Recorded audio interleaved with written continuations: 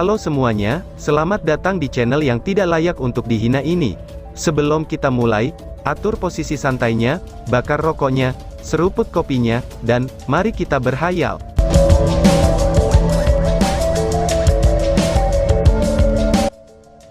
Kita lanjut ke alur ceritanya. Mendengar pertanyaan CR, Ksatria pahlawan keempat tertawa dan membalas, menerimanya, hahaha, bagaimana mungkin kita bisa menerimanya? Jika itu masalahnya, mengapa Kaisar Dewa Iblis bahkan mengirim pasukan kedua untuk menyergap kita? Mengenai kondisi yang diusulkan oleh Kaisar Dewa Iblis, aliansi menyimpang dan menjadi dua kubu yang berbeda. Yang pertama, itu terutama didukung oleh kuil Ksatria, kuil asasin kami, dan para pemimpin kuil pejuang. Mereka semua menentang keras untuk memberikan Long Hao Shen, dan tidak memiliki margin untuk negosiasi. Secara khusus, kuil Ksatria menyatakan bahwa jika mereka memutuskan untuk menyerahkan Long Hao Shen, mereka akan memilih untuk keluar dari aliansi, ucap Ksatria tersembunyi. Apa? Mendengar kata-kata Ksatria tersembunyi keempat, Long Hao Shen segera merasakan darahnya naik, seluruh tubuhnya menggigil. Kuil Ksatria benar-benar akan keluar dari aliansi hanya karena aku. Ksatria tersembunyi keempat melanjutkan, reaksi kuil pejuang tidak jauh lebih rendah daripada kuil Ksatria. Yang Haohan membalik meja, dan matanya terbuka lebar. Menyebutnya sebagai kepala aliansi kuil, Yang Haohan seharusnya tidak begitu kategoris dalam keputusannya. Qiu Yonghao adalah orang yang memaksanya untuk bertindak seperti ini. Dia mengatakan, bahwa jika kuil Ksatria siap untuk meninggalkanmu, kuil prajurit tidak akan ada biaya untuk membela kamu. Kemudian di sisi Assassin Temple kami, Kepala Kuil Seng Yue menyebutkan, bahwa sebagai cucunya, siapapun yang mencoba menyerahkan kamu, mereka harus menginjak mayatnya dulu untuk melakukan itu, ucap Ksatria tersembunyi. Mencapai titik ini, ekspresi wajah pahlawan Ksatria tersembunyi keempat menjadi aneh.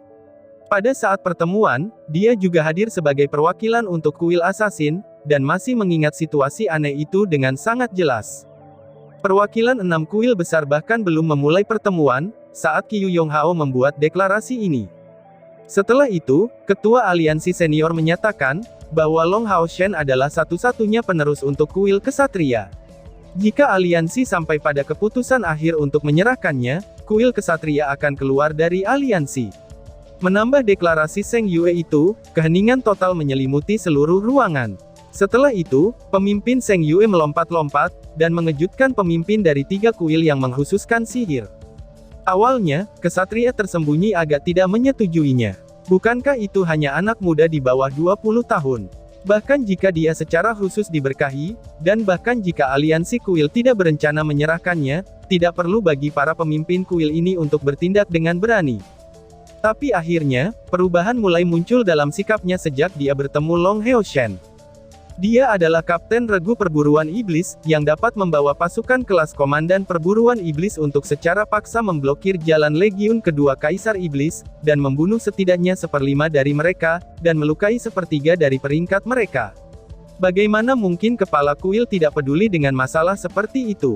Dengan waktu yang cukup, anak muda ini pasti akan menjadi legenda bagi aliansi di masa depan.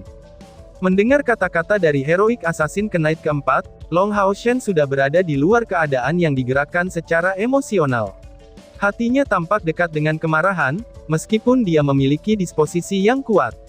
Dia benar-benar tidak berharap, bahwa demi dirinya, ketiga kepala kuil ini akan sangat protektif. Hanya dengan mengusahakan yang terbaik untuk melayani aliansi, barulah ia dapat membayar kembali emosi yang mendalam ini. Pembicaraan berlanjut. Dari sikap ketiga senior ini, suasana seluruh pertemuan berubah. Awalnya, banyak petinggi aliansi tidak akrab dengan kamu, tetapi dengan itu, kamu mendapatkan reputasi yang bagus.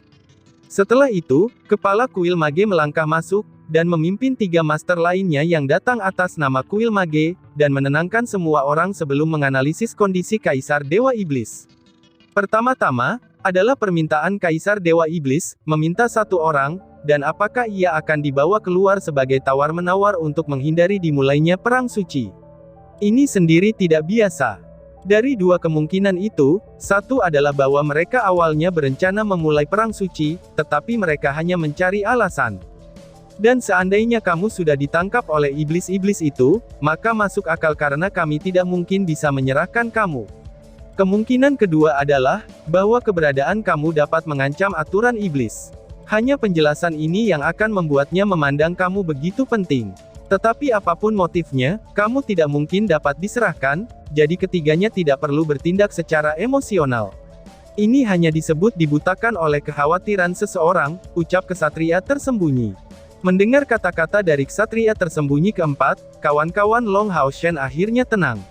Sejak aliansi mencapai konsensus, Long Hao Shen secara alami merasa aman. Asasin kesatria tersembunyi keempat tersenyum dan melanjutkan. Sisa dari pertemuan ternyata menjadi lebih menarik. Long Hao Shen, informasi orang dalam kamu telah sepenuhnya terungkap, karena kuil kesatria tidak mungkin menyembunyikan informasi yang terkait dengan kamu. Lagi pula, ini terkait dengan seluruh aliansi, dan bagian keduanya berkaitan dengan memperkenalkan segala sesuatu tentang kamu, ucap kesatria tersembunyi. Han Yu bertanya, lalu, apa yang aliansi putuskan tentang kapten? Tanya Han Yu. Kesatria tersembunyi keempat menjawab, ini belum dibahas pada saat itu. Itu dibahas secara pribadi oleh kepala kuil, jadi aku tidak tahu tentang detail spesifiknya. Hanya ada perintah, bahwa jika seseorang menemukan kamu, mereka harus segera membawa kamu ke benteng terdekat. Kemungkinan besar, kamu harus bertemu dengan kepala kuil Seng Yue untuk mengetahui jawabannya. Setidaknya, tidak ada hal buruk yang akan keluar, jawab kesatria tersembunyi. Dalam proses ia terbang ke Exorcist Mountain Pass, kesatria tersembunyi keempat datang untuk mencari tahu lebih banyak tentang pasukan pemburu iblis ini. Selain dari Long Hao Shen, energi spiritual yang lain tidak mengizinkan mereka untuk mempertahankan penerbangan yang begitu lama. Tapi jangan lupa juga, kemampuan seperti cheat yang dimiliki Han Yu untuk memungkinkan grup melampaui batas mereka. Jadi di tengah jalan, ketika semua orang hampir kehabisan konsumsi energi spiritual mereka, dia mengaktifkan tungku spiritual berkah cahaya. Dalam waktu singkat, semua orang memulihkan seluruh energi spiritual mereka, dan kegunaannya yang kuat bahkan mempengaruhi kesatria tersembunyi keempat. Dengan pengalamannya, ia secara alami dapat mengatakan, bahwa ini adalah jenis tungku spiritual suportif yang langka. Tetapi dia bahkan tidak pernah mendengar tungku spiritual semacam itu. Awalnya bersemangat tentang prospek Long Hao Shen, ia datang untuk menarik minat seluruh timnya. Seperti kata pepatah, tidak pernah ada tentara miskin di bawah jenderal yang baik. Dengan kekuatan Long Hao Shen yang menakjubkan, bagaimana mungkin rekan-rekannya menjadi buruk? Meskipun demikian, dia tidak mengajukan pertanyaan ini. Kelompok Long Hao Shen berpura-pura memanfaatkan gulungan sihir elemen bumi, tetapi dengan mengamati dengan penuh perhatian, penyihir di tim mereka tidak menggunakan elemen bumi. Lebih tepatnya, tidak ada pengguna elemen bumi di timnya ini. Kota pengusir iblis memang mengesankan, tetapi dibandingkan dengan terakhir kali kelompok Long Hao Shen datang, kota ini bahkan lebih hidup. Di dalam kota, orang-orang masuk dan keluar, dan benar-benar pemandangan yang ramai.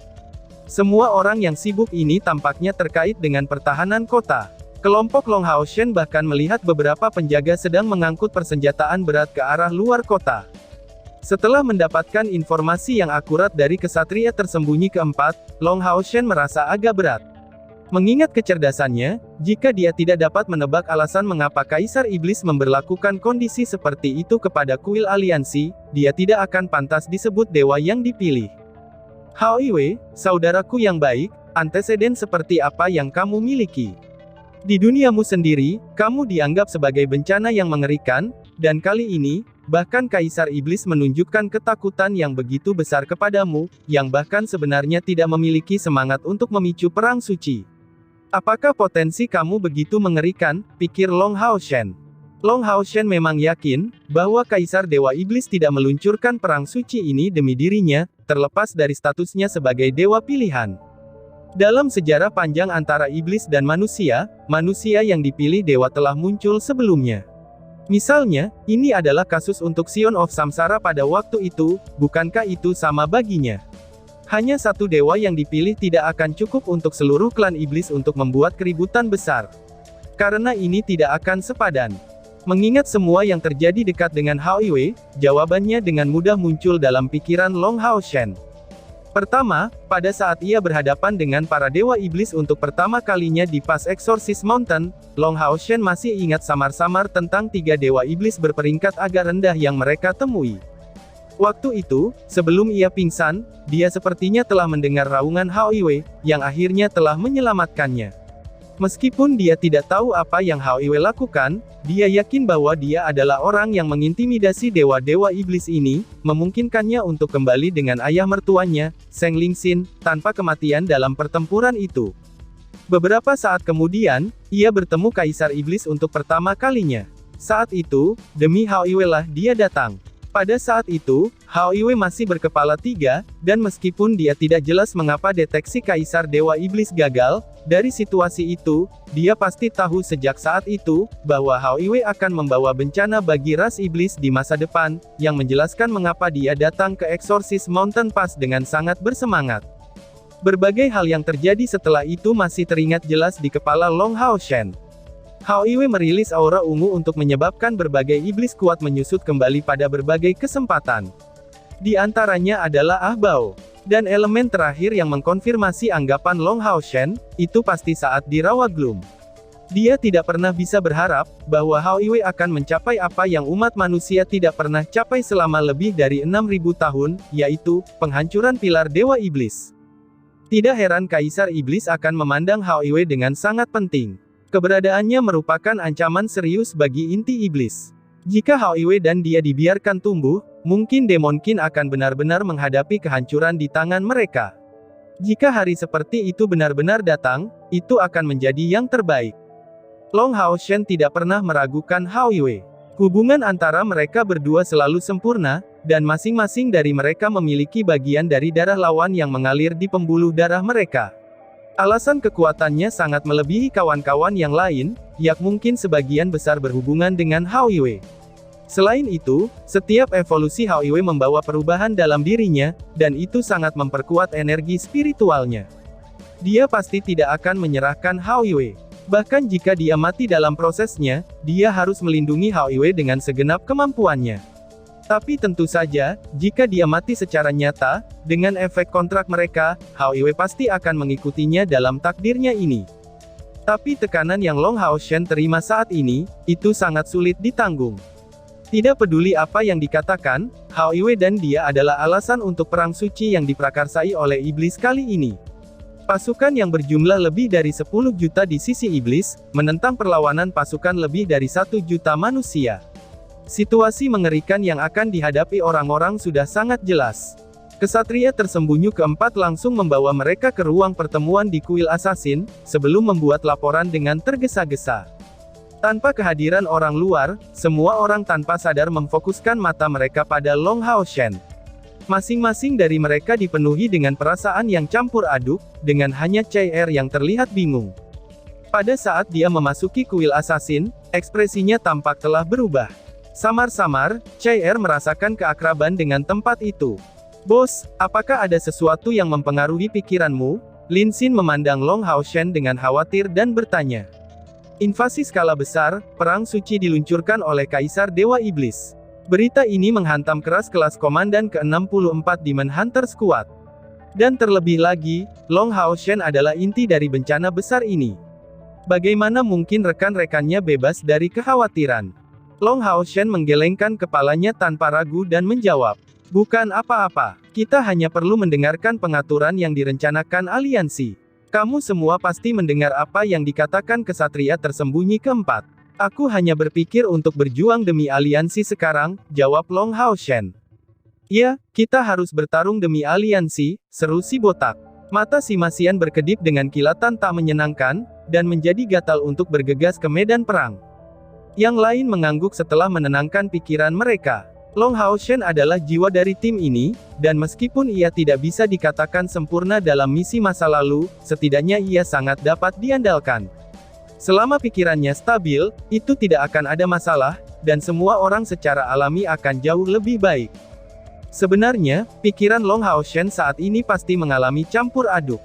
Hanya dia yang mengerti alasan sebenarnya, bahwa Kaisar Dewa Iblis memulai perang suci ini adalah untuk mendapatkan Hao Iwe dan dirinya.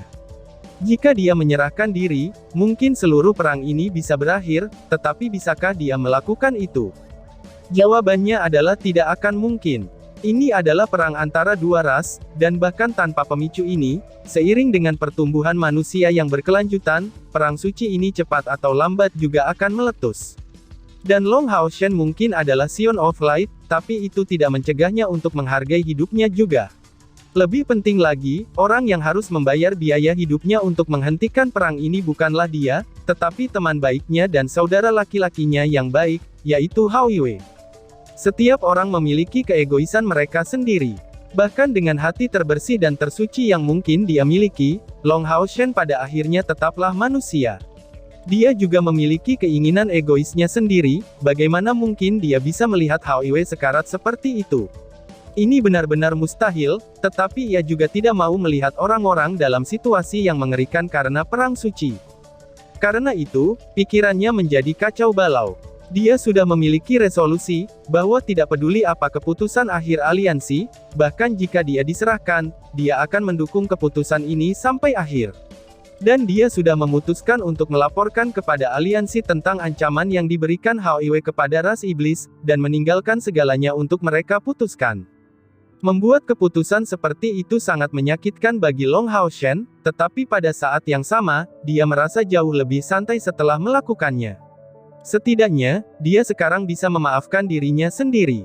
Lebih buruknya lagi, dia akan dikorbankan oleh aliansi kuil, dan jika semuanya benar-benar berakhir seperti ini, dia hanya akan memilih untuk mati dalam pertempuran bersama Hao Yue.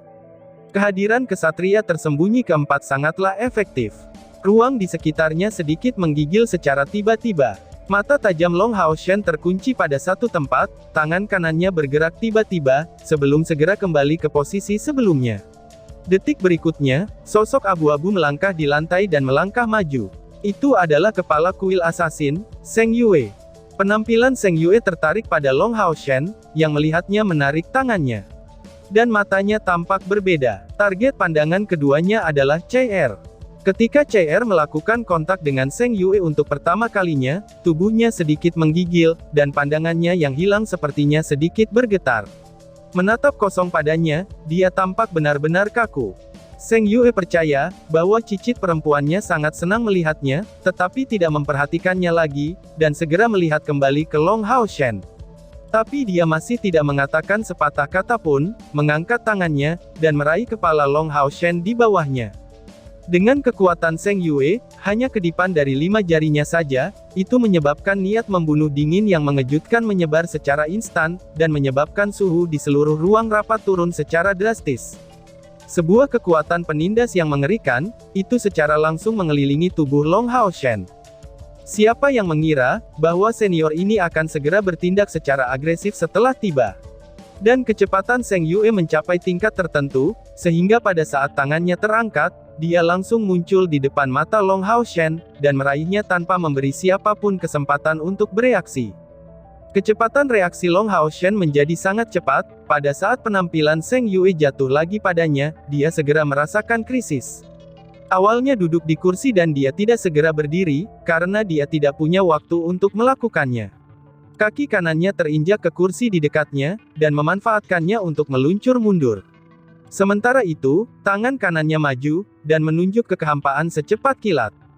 Orang bisa melihatnya, bahwa dalam sekejap ini, tangan kanan Long Hao Shen bersinar seperti kristal emas. Dengan suara desisan yang tajam, aura pedang ditembakkan di kehampaan, dan kilatan cahaya oranye melindungi Long Hao Shen di bawah cakupannya. Pop, aura pedang emas langsung mengenai telapak tangan Zheng Yue, lalu tidak menemui rintangan dan menunda tangannya yang seperti cakar.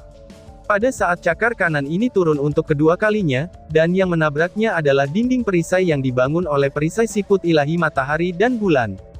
Kemampuan dinding perisai Long Hao Shen dilepaskan hampir secara instan. Dengan penambahan serangan niat pedang kekuatan penuhnya, tangan kanan Zheng Yue hanya berhasil melintas di permukaan dinding perisai. Perisai siput ilahi dari matahari dan bulan mengeluarkan cahaya oranye lain dari cahaya, dan mendorongnya mundur tanpa ada bahaya yang ditimbulkan pada Long Hao Shen. Koordinasi seluruh tim ditampilkan pada saat itu. Meskipun tidak ada yang mengerti mengapa Zheng Yue akan bertindak melawan Long Hao Shen, pengalaman mereka bertarung secara berdampingan telah benar-benar berlimpah.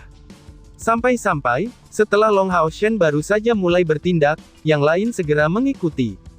Tangan kanan Sima Xian diayunkan, dan membiarkan bola cahaya energi membebaskan suara melengking saat menabrak Zheng Yue.